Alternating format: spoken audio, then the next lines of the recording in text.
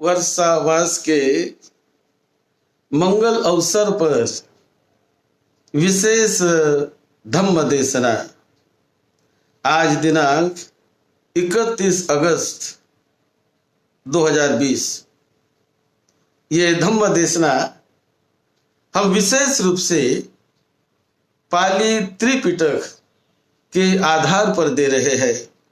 जिस पाली त्रिपिटक में तथागत भगवान बुद्ध की ओरिजिनल वाणी, मूल वाणी वहाँ संग्रहित है और लोकहित के लिए, बहुजन हितों के, बहुजनों के कल्याण के लिए जो तथागत बुद्ध ने धम्म सिखाया वो धम्म त्रिपिटक के ग्रंथों में संग्रहित है। उन्हीं त्रिपिटक से अंगुत्तर निकाय पर उसके कुछ सूत्र पर हम चर्चा कर रहे हैं। चिरं तिष्ठन्तु सद्धम्मो लोको हुन्तु सुखी सदा। सद्धम्म इस पवित्र पावन धरती पर दीर्घ काल तक टिका रहे, दीर्घ काल तक बना रहे और लोग सद्धम्म के रास्ते चलकर अपने जीवन को मंगलमय बनाए, कल्याणकारी बनाए, सार्थक करे अपना मनुष्य जीवन। इसी करुणा भावना से तथागत भगवान बुद्ध ने यह धम्म देशना कही है। हम अंगुत्तर निकाय के कुछ सूत्र पर बोल रहे हैं। कल जो हमने चर्चा की थी कि 9 प्रकार के सत्वों के निवास होते हैं, नव सत्ता वासा, यानी ये जो कॉन्शसनेस है, कॉन्शसनेस, माइंड, चित्त, ये चित्त की अवस्थाएं, चित्त ऐसे संसार के इन सारे विश्वमंडल के सभी उस नव सत्ता वासों से जुड़ा हुआ है। ये चित्त में वो क्षमता है कि वो चित्त डेवलप करे तो उस अवस्था को पा सकता है। यही भावना तथागत बुद्ध ने बताई। और जो अपना कल्याण चाहते हैं, अपने जीवन का परम उद्धार चाहते हैं, उन लोगों ने हमेशा 6 बातों का अनुस्मरण करना चाहिए अपने को निर्मल करने के लिए और परिशुद्ध करने के लिए, ज्ञान पाने के लिए 6 बातों का अनुस्मरण करें। ये तथागत भगवान बुद्ध ने जो बताया उनमें ओरिजिनल ग्रंथ में हम बताते हैं कि एक बार तथागत भगवान बुद्ध कपिल वस्तु नगरी के निगरोधा राम विहार में रह रहे थे। तब एकं समयं भगवा सक्केषु विहरति कपिल वस्तुस्मि निगरोधारामे अथको महानामो सक्को येन भगवा उपसंकमित्वा भगवन्तं अभिवादित्वा एकमन्तं निषेधि। यानी जब ये वहां रहते थे तथागत भगवान बुद्ध, तो महानाम जो शाक्यों का प्रमुख था उस समय, तो वो तथागत बुद्ध को मिलने के लिए आया। और जब बुद्ध को मिलने के लिए आने के बाद जो वार्तालाप हुआ, तब भगवान बुद्ध ने उन्हें बताया कि अपने हित के लिए, अपने कल्याण के लिए 6 प्रकार की बातों का अनुस्मरण करना चाहिए। बार बार उसका स्मरण करना चाहिए। वो कौन सी 6 बातें हैं उसे जानना बहुत ही कल्याणकारक सभी के लिए होता है। तो यहाँ तथागत बुद्ध कहते हैं, यो सो महानाम अरिय सावको आगत फलो मियात शासनो सो इमिना अरिय सावको तथागतं अनुसरति। इति इति पीसो भगवा अरहं सम्मा संबुद्धो विद्या चरण संपन्नो। तो जो आर्य श्रावक होता है, जो अपना कल्याण चाहने वाला, अपने आप को बहुत उच्चतम होली मार्ग पर ले जाने वाला है, तो उन्होंने बुद्ध का स्मरण करना चाहिए, क्योंकि बुद्ध अरहत है, सम्यक संबुद्ध है, वो कई गुणों से परिपूर्ण उनका जीवन होता है। तो जब उनका स्मरण करते हैं तो उनका स्मरण करने के बाद एक अलग आनंद, अलग प्रीति निर्माण होती है, ज्ञान की अलग प्रेरणा मिलती है कि हमें भी उसी प्रकार से अपने आप को डेवलप करना चाहिए, वैसे ही हमने जीवन जीने का प्रयास करना चाहिए, ऐसी प्रेरणा मिलती है। तो इसीलिए वो प्रेरणा पाने के लिए और लाभ पाने के लिए, जैसे तथागत सम्यक संबुद्ध का जीवन है वैसे हमारा भी जीवन होता रहे, वो आदर्श अपने सामने रखकर हमने वैसे बनने का प्रयास करना चाहिए। उसी के बाद बुद्ध कहते हैं धम्मानुसति, यानी धम्म का अनुस्मरण करना, कि जो सद्धम्म तथागत बुद्ध ने सिखाया वो क्या है सद्धम्म। सद्धम्म की व्याख्या भी बुद्ध ने बताई, स्वाख्यातो भगवता धम्मो संदिठिको अकालिको यही पस्सिको ओपनायिको पच्चत्तं वेदितव्यो विඤ्यो हिति। यानी बुद्ध ने जो बताया हुआ धम्म बड़ा सुआख्यात है, बहुत सरल ढंग से समझाया गया है, और उसका फल इसी वर्तमान जीवन में मिलता है और भावी जीवन में भी मिलता है। और कोई भी आए और वो फल को देखे, स्वयं उसका परीक्षण करे, निरीक्षण करे, और वो फल को इसी जीवन में वो पा सकता है, पाता है, और इसके बाद भी जो जीवन वहां भी वो फल को पाता है। तो इसी प्रकार बड़ा साधे सरल और अच्छी प्रकार से समझा हुआ तथागत बुद्ध का धम्म है। इसीलिए आर्य श्रावक ने, अपना कल्याण चाहने वाले व्यक्ति ने इसका स्मरण करना चाहिए, धम्म का स्मरण, सद्धम्म का स्मरण। फिर तीसरा संघानुसति।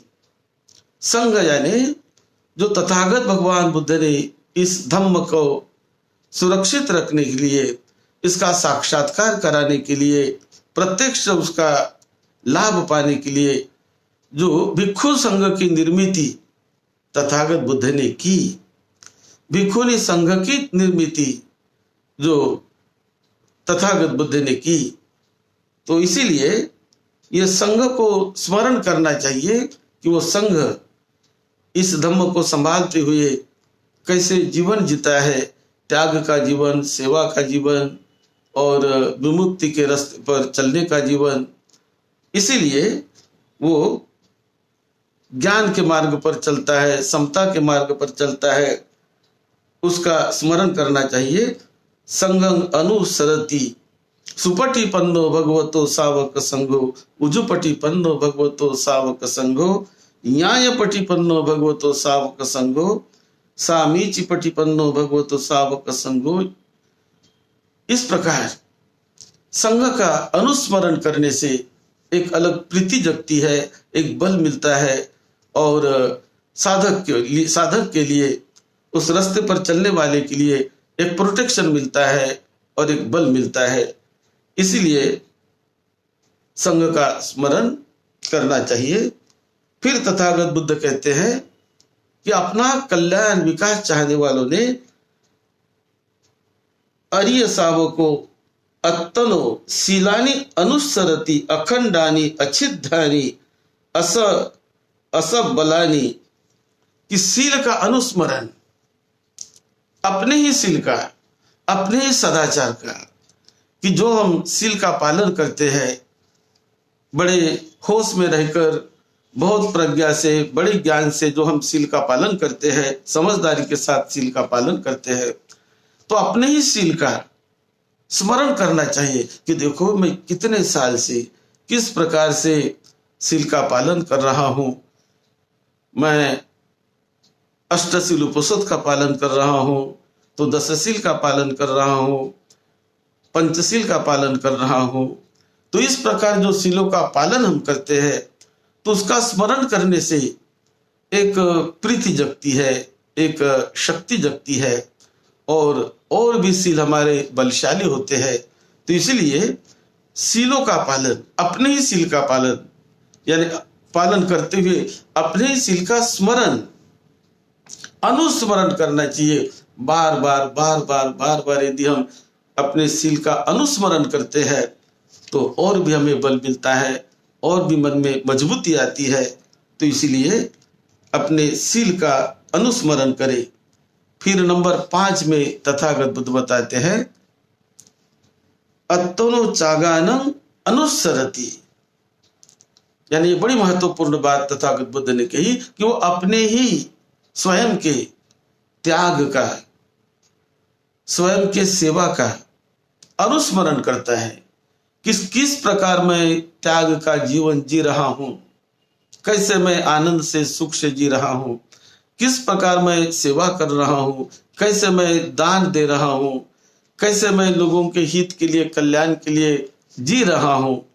तो इस प्रकार का अपने ही स्वयं के त्याग का, सेवा का, दान कार्य का वो अनुस्मरण करे तो और भी एक बल मिलता है और उससे और भी त्याग बढ़ते जाता है।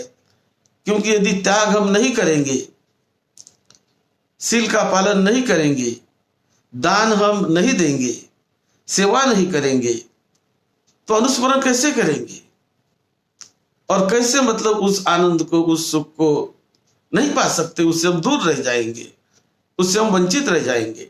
इसीलिए अपने ही त्याग का, अपने ही दान का, अपने ही किए जाने वाले कुशल कर्मों का अनुस्मरण मन ही मन में अनुस्मरण करते रहना चाहिए।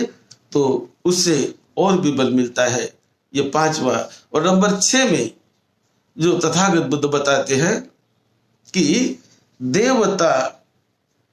देवता अनुसरति, देवतानुसति पुनच पर महानाम अर्य सावको देवतानुसति भावेति। तो देवतानुसति की भावना करना। अब ये देवताओं के बारे में जो तथागत बुद्ध ने बताया कि इस विश्व मंडल में देवता होते हैं, ये बुद्ध वाणी है। जहां इस अंगुत्तर निकाय में इस सूत्र में जो भगवान बुद्ध ने बताए हुए जो सूत्र है तो उनमें यहां पर है संति देवा चातु महाराज का, संति देवा तावंतिस्सा, संति देवा यामा, संति देवा तुषिता, संति देवा निम्मान रतिनो, संति देवा पर निमित्त वतवस्यनो, संति देवा ब्रह्म कायिका। तो इस प्रकार बुद्ध कहते हैं इस विश्व मंडल में चातुर महाराज का देवताओं का अस्तित्व है, तावंतिस देवताओं का अस्तित्व है। इसी प्रकार यामा देवा उनका भी अस्तित्व है, तुषिता देवा वो भी एक लोक है। इसी प्रकार निम्मान रति देवा उसका भी एक लोक है, पर निमित्त वसवत्ती उसका भी एक लोक है, ब्रह्म कायिका देवा उनका भी एक अस्तित्व है। तो इस प्रकार जो देवतानुसति तथागत बुद्ध बताते हैं, तो ये जो देवता के बारे में बुद्ध ने जो बताया तो देवता का अस्तित्व कैसा बताते हैं। तो इसमें ये बहुत महत्वपूर्ण ऐसी बात तथागत बुद्ध ने यहाँ कही कि संति देवा ततुत्तरी, उनके भी ऊपर देवता है, लेकिन यथा रूपाय सद्धाय समन्नागता ता देवता इतोच्युता तत्थ उपपन्ना मह्यंपि तथा रूपा सद्धा संवज्जितो यथा रूपेण शीलेन समन्नागता ता देवता इतोच्युता तत्थ उपपन्ना मह्यंपि तथा रूपं शीलं सविज्जति। ये इसीलिए देवताओं का स्मरण तथागत बुद्ध ने बताया कि जैसे वो देवता लोक में, यहां से ही वो लोग मृत्यु के बाद देवता लोक में उनका जन्म हुआ, देवता लोक में वो चले गए, तो शील का पालन करके, श्रद्धा का पालन करके और त्याग शील इसका अभ्यास करके उन्हीं के बल पर उनकी उत्पत्ति वहां होती है। और इस प्रकार मैं भी उनका स्मरण करके उसी प्रकार मैं भी श्रद्धा का अपने भीतर उसका विकास करूं, श्रद्धा को डेवलप करूं, उसका पालन करूं, मैं भी शील का पालन करूं और कुशल कर्म करते रहूं, त्याग करते रहूं, इसका मैं पालन करूं और मैं भी सद्धम्म के मार्ग पर चलते रहूं, तो मेरी भी उत्पत्ति मृत्यु के बाद वहां पर होगी। तो ये जो उत्पत्ति होती है अपने शील के बल पर, अपने त्याग के बल पर, अपने सेवा के बल पर वहां उत्पत्ति होती है, ये तथागत बुद्ध विशेष रूप से बताते हैं। और जो मृत्यु के बाद मनुष्य का जैसा मृत्यु होता है मनुष्य लोक में, उसी प्रकार ये देवता लोक में भी मृत्यु होती है। और वहां से मृत्यु के बाद देवता भी एक लोक से दूसरे लोक पे, दूसरे लोक से और किसी लोक में, वहां से और किसी लोक में अपने कर्म गति के अनुसार, और वहां से कभी मानव लोक में भी आते हैं, मानव से वहां भी जाया जा सकता है, वहां से यहाँ आया जा सकता है। तो इस प्रकार ये जो तथागत बुद्ध ने ये नव सत्ता वासा की नव सत्वों का जो निवास होता है, इन देवताओं का जो निवास होता है, और जो कॉन्शियसनेस है, माइंड जो है, ये किस प्रकार माइंड, मन, चित्त ये कैसे गमन करता है, ये विशेष बात तथागत बुद्ध ने यहाँ पर बताई है। और इसलिए बुद्ध ये 6 अनुस्मरण में से 6 स्मृति में बुद्ध विशेष रूप से बताते हैं कि देवतानुसति भावे तब्बा, कि आप देवतानुसति का भी स्मरण किया करो, तो जिससे एक बल मिलेगा, आप वहां जाने का मार्ग भी आपको खुला हो जाएगा और आपका कल्याण होगा, मंगल होगा। इस प्रकार तथागत बुद्ध ने ये 6 प्रकार का अनुस्मरण इस सूत्र में बताया है। उसके बाद और भी तथागत बुद्ध कहते हैं कि जो व्यक्ति अपना परम विकास चाहता है, अपनी परम उन्नति चाहता है और सांदृष्टिक फल को पाना चाहता है, निर्वाण के, मुक्ति के, मोक्ष के फल को पाना चाहता है, तो उन्होंने ये 6 बातों का स्मरण करना चाहिए, 6 बातों के प्रति जागरूक रहना चाहिए। कौन सी 6 बातें? नंबर 1, कार्य बहुल न होना, बहुत बहुत कार्य में न गूंथ जाना, न फंस जाना। कभी कभी व्यक्ति लोभ के कारण, तो कभी किसी आसक्ति के कारण, तृष्णा के कारण बहुत सारे कामों में फंस जाता है, और जितना चित्त अधिक से अधिक कामों में फंस जाता है, गूंथता है, उसमें वो जो लिप्त हो जाता है, उतना उससे बाहर निकलना बड़ा कठिन हो जाता है। इसलिए तथागत बुद्ध कहते हैं कि मिडल पाथ, मुक्ति को पाने के लिए, निर्वाण को पाने के लिए मध्यम मार्ग, यानी बहुत सारे कामों में ना उलझे, बहुत सारे कामों में ना उलझे। तो जितने सीमित काम हो, जितने मॉडरेट काम हो, मध्यम काम हो, तो उसमें आनंद से आप विचरण कर सकते हैं। यही बुद्ध की शिक्षा है। फिर दूसरा, वार्तालाप बहुल ना होना। कई लोग बातें करने में बहुत समय अपना बिता देते हैं, ये बातें वो बातें, ये बातें वो बातें, ये कथा है वो कथा है, इसकी बात उसकी बात उसकी बात, हमेशा बातें ही बातें, बातें ही बातें। और ये बातें करने में अपने घंटों कुछ लोग बिता देते हैं, 2-2 घंटे बात करते बैठेंगे, 3-3 घंटे बात करते बैठेंगे, और ऐसे अपना समय बर्बाद करते हैं, दूसरों का भी समय बर्बाद करते हैं। तो वो मुक्ति के रास्ते पर नहीं जा सकते, मुक्ति को नहीं पा सकते।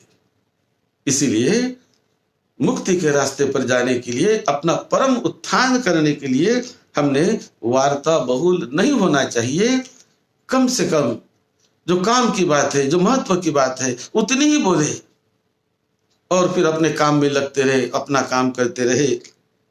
ये दूसरी बात बुद्ध ने कही। तीसरी बात, निंद्रा बहुल न होना। यानी बहुत लोग ये सोने के बड़े आदी होते हैं, उन्हें लगता है कि सोने से बहुत आराम है, मुझे सोना है, मुझे सोना है। तो इस प्रकार ये सोने में, प्रमाद में बहुत सारे लोग अपना समय बिता देते हैं। तो ये सोने में, सोने का भी एक विशेष महत्व है। जो हमने सोना चाहिए ही, वो तो अपने आराम के लिए, बॉडी को आराम देने के लिए, मन को आराम देने के लिए उसकी जरूरत नैसर्गिक रूप से है ही, लेकिन बहुत नहीं। जितना हम जागरूक भाव से रहे, उतना हम अपने चित्त को निर्मल परिशुद्ध कर सकते हैं। जितना हम अपने चित्त को निंद्रा में ले जाए, हमेशा प्रमाद में, निंद्रा में पड़े रहे, तो हम आगे नहीं बढ़ सकते, अपने चित्त को निर्मल नहीं करा सकते, वो लाभ नहीं पा सकते कि जो मनुष्य जीवन में मनुष्य करके जो लाभ पाना है उसे नहीं पा सकते। इसीलिए निंद्रा बहुल ना होना, कम सोने का प्रयास करना, और 6 घंटे 8 घंटे ये ठीक है, लेकिन उससे ज्यादा कुछ लोग बहुत सोने में आनंद मानने का प्रयास करते, कह रहे चलो इतना सो रहा हूं, कितना मुझे आनंद आ रहा, कितना आनंद आ रहा, तो अपने समय को वो बर्बाद करते हैं। इसीलिए तथागत बुद्ध कहते कि नहीं, हमने बचना चाहिए, वो नींद से बचना चाहिए। सुबह उठने की आदत डालनी चाहिए अपने को, सूर्योदय के पहले उठना ही है। जितना वो आदत डालेंगे उतना हम फ्रेश रहेंगे, अच्छा रहेंगे, स्वास्थ्य अच्छा रहेगा और बहुत सारा लाभ मिलता रहेगा। तो ये भी तथागत बुद्ध कहते हैं। फिर मंडली बहुल न होना, यानी बहुत सारे लोग बहुत सारे मंडली को इकट्ठा करते रहते हैं, ये लोग इधर उधर, यहाँ वहाँ वहाँ वहाँ, तो उसमें ज्यादा, उसमें ऐसे मंडली बहुल न होना।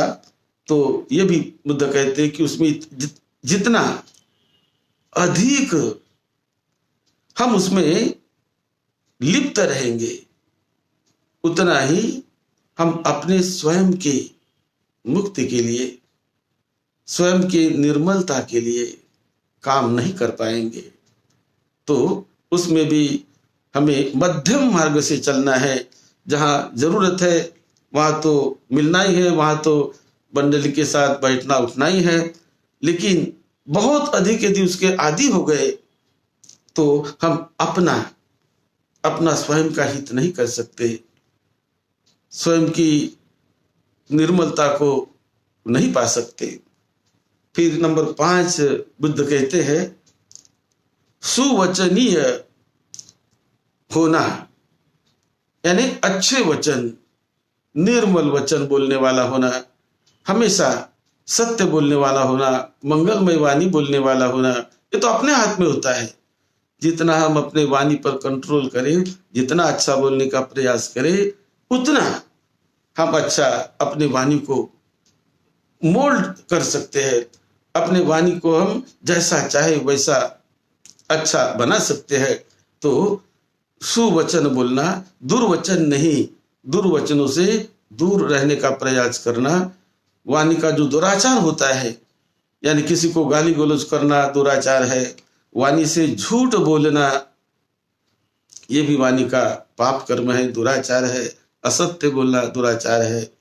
किसी की निंदा करना, किसी की चुगली करना, किसी के पीठ के पीछे बोलते रहना, ये भी दुराचार है। कभी अपने वाणी से कुछ दो लोगों में झगड़ा हो जाए, फिसाद हो जाए, ऐसा मतलब यहाँ की बात वहां और वहां की बात वहां जाकर कहना, तो ये वाणी का दुराचार होता है। तो इसीलिए ऐसा ना किया करे, तो आप लाभी हो जाएंगे उस सद्धम्म के और उस मुक्ति के लाभी बन जाएंगे।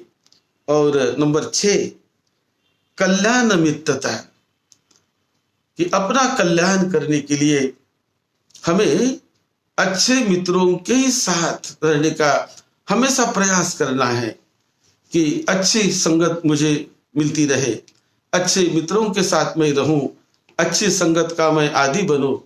तो संगत बहुत महत्व की है हमारे डेवलपमेंट के लिए, हमारे लड़के बच्चों के डेवलपमेंट के लिए, उनके विकास के लिए, सभी के विकास के लिए, अपने परम विकास के लिए। जितना हम कल्याण मित्र को खोजते रहेंगे और कल्याण मित्र के साथ जितना हम रहेंगे, उतना ही हमारा कल्याण होगा। संगत ये आदमी के जीवन को अच्छा बनाती है। ये अच्छे लोगों की संगत की, कल्याण मित्रों के साथ यदि हम रहते रहे, जीते रहे, तो जीवन कल्याणमय बन जाएगा, मंगलमय बन जाएगा। लेकिन बुरे लोगों के साथ यदि हम रहने लगे, तो हमारा जीवन हम चाहे न चाहे बुरा बन जाता है, कष्टदायक बन जाता है, अपने लिए भी औरों के लिए भी।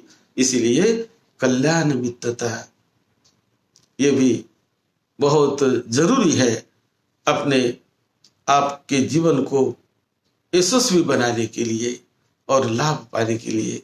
इस प्रकार तथागत बुद्ध ने इस सूत्र में विशेष रूप से कल्याणकारी ऐसी बातें बताई है, जो इस अंगुत्तर निकाय के ग्रंथ से हमने आपको बताया है। आप सबको निरोगत्व मिले, दीर्घायुष्य मिले, मंगलमय सुखी शांत आपकी जीवन यात्रा चलती रहे।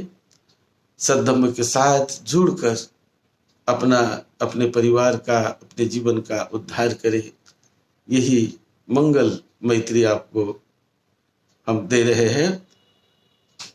सद्धम्म की सेवा में, आपकी सेवा में डॉक्टर भदंत राहुल बोधी महाथेरो।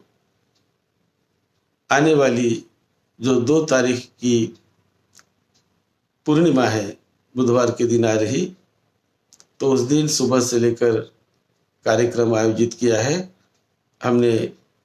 उसकी न्यूज भी जहाँ वहाँ सोशल मीडिया पर दे दी है। आप उसका भी लाभ लें और पूर्णिमा के दिन को मंगलमय बनाएं। आप सबका मंगल हो, आपके परिवार के छोटे बड़े सभी का मंगल हो, सबको सुख शांति मिले, सबका मंगल हो।